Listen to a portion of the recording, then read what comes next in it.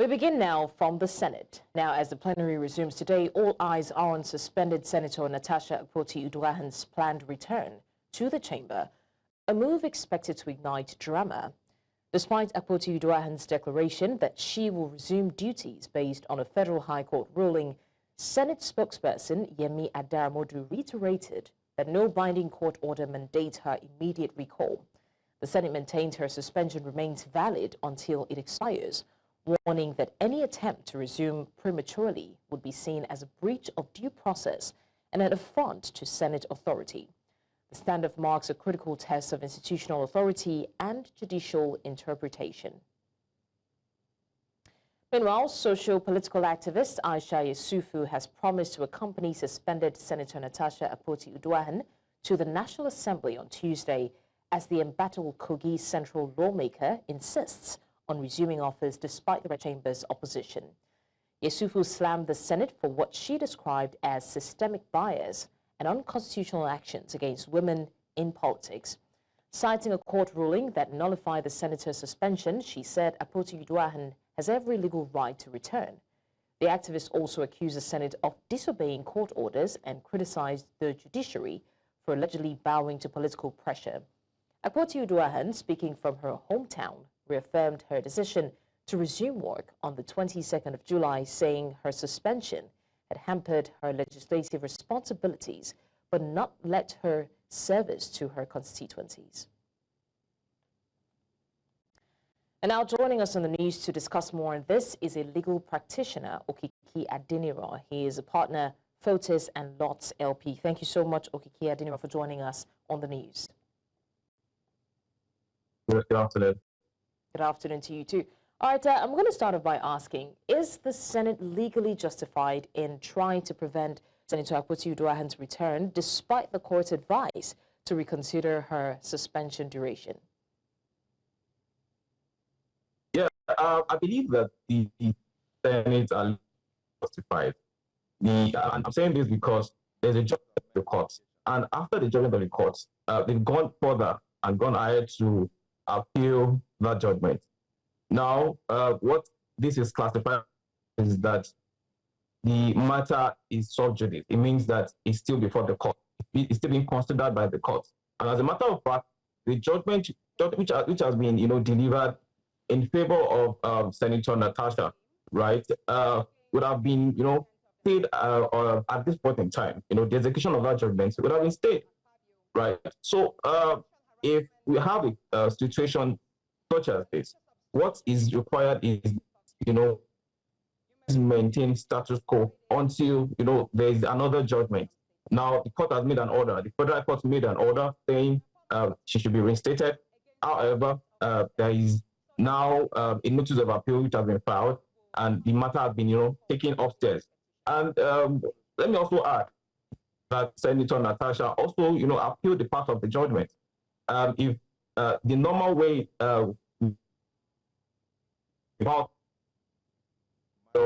realm is that once a judgment has been delivered and an appeal has been entered, it means that all orders made by the court at the lower court, are now being appealed, and that order has been stayed pending.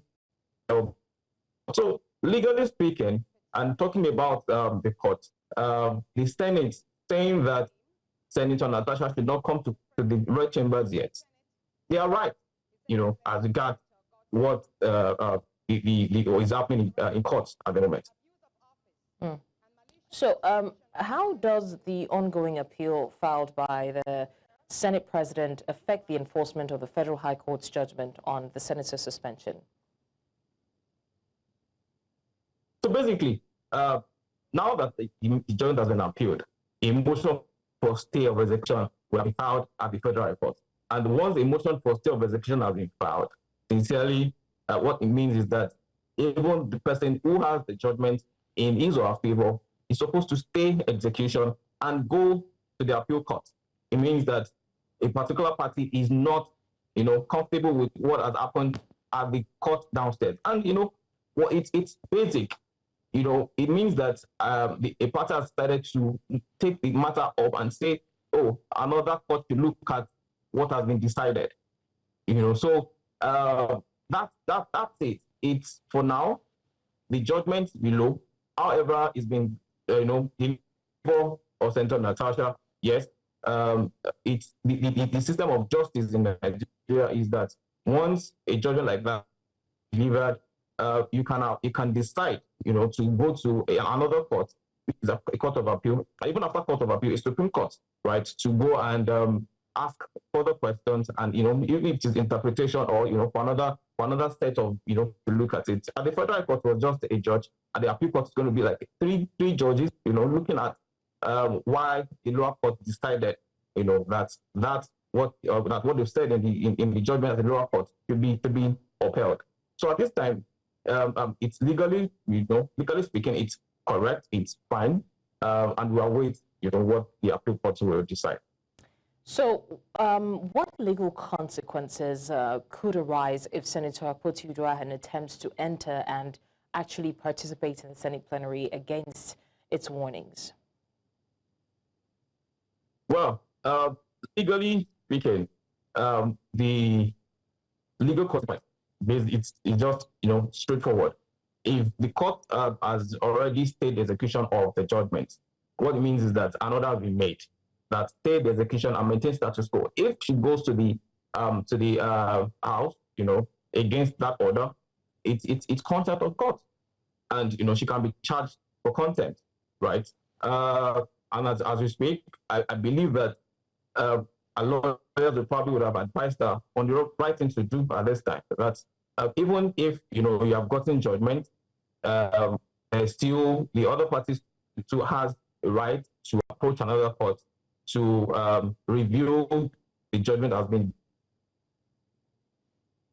and therefore you need to take some time to just hold on a bit and let the other court look at it. And once the court, you can then go to the chambers. But let me say specifically that at this time, I believe that just like the lower court already decided, this shouldn't be happening. It means that the Senator Natasha has been suspended for some time, right? It means presenting a constituency. And, this is what the court has already said, and the court decided that you cannot, suspend someone for a very long time. And I feel that the reason why they even appeal this particular judgment is just so that, they can elongate the time and even still, maintain the suspension. However, the law is the law. You have to follow what the law says. But my take on this will be that this it shouldn't be a personal vendetta regarding what has happened in the house. What the constituents have, because as it's presenting them, they can't get to have anybody to speak for them, which is against the constitution.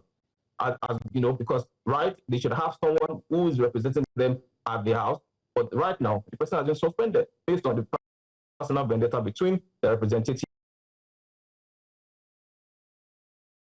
and the house. So it's an appeal to the persons and the party, right, to put the personal issues aside and focus on what he decided to do. As a matter of fact, let the senator come back to the house, put all these things behind, and do the work that they've been voted for to do. All right, thank you so much for joining us and, of course, sharing your legal perspective on this matter. And we'll definitely see how it plays out.